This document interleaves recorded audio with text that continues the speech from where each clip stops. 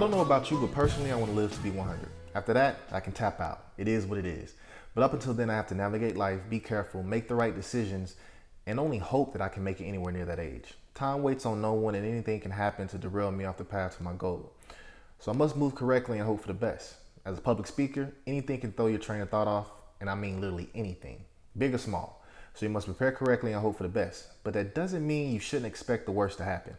Just like in life, there are many things that can mess up your plans for a successful or error-free presentation. And that's why you shouldn't be oblivious to the possible interruptions or distractions. Maybe it's a phone ringing and buzzing because someone didn't listen when the event organizer asked everyone to quiet their phones. That one special person hasn't quite figured out yet that it's their phone. Everyone is giving those puzzled looks trying to figure out who the guilty party is. It could be the person who doesn't even want to be there in the first place. So they're busy on their laptop and they have their headphones on, but they don't even realize that their Bluetooth didn't connect and the video that they thought they were watching silently is now blasting through the auditorium.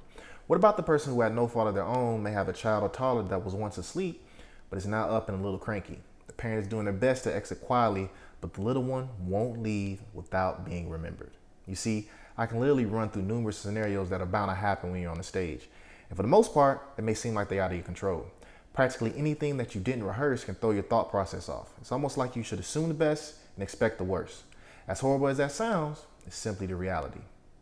As a speaker, you have to have a stone cold laser focus. If you don't, it can cause your audience to lose interest. It can also cause your message to be derailed. Many of the distractions I've named so far are external, mostly things that fall beyond your control. But you also must be prepared for those internal distractions as well. They can consist of other things such as maybe it's a sick family member, a stressful day at work, or even the fact that after you get off stage, you have to race home and prepare dinner for the kids. Like I said earlier, the list can go on and on and on. But when it comes to those personal distractions, what I'm about to say can be easier said than done, but do your best to put those distractions to the side, at least for the moment. So I know, this is all great information, but what should you do if you feel like you've prepared for whatever and still get thrown off by something? Well, remember one thing that I said in the previous tip.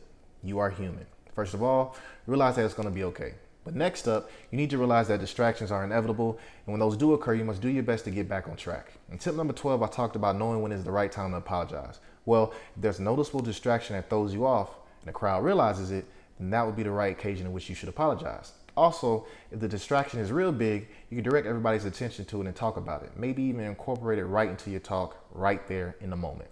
The possibilities are endless and the distractions will be waiting on you.